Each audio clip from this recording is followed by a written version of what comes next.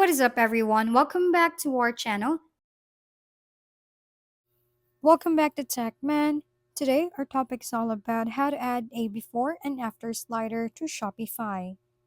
First, let's open a new tab and type elfsite.com. While we are on the Elfsite website, click the widgets on the top of your screen beside the blog. While you are in the widgets tab, type in a search bar before and after the slider. If you find the widgets called before and after sliders, click them. It's up to you which template you want to use. So mine, I'm a simple comparison. After you choose your template, click continue with this template. While we are in the content tab, click the set you choose, and then you just have to change their picture before and after, like I'm going to show you on this video. Make sure you have a photo that you want to post in the slider.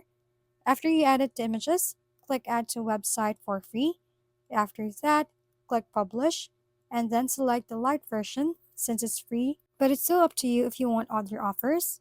After selecting your plan, copy the code, and then go back to Shopify. While you are in the Shopify, click the Add section in a template. Then while you are in the Add section, choose Custom Liquid. Paste the code on the upper right of your screen. As you can see, there is a photo you edited from the before and after slider widget. Just click Save, and that's it. If we've been helpful, kindly give us a thumbs up, and don't forget to hit the subscribe and bell button for more contents. For any questions and suggestions, comment down below.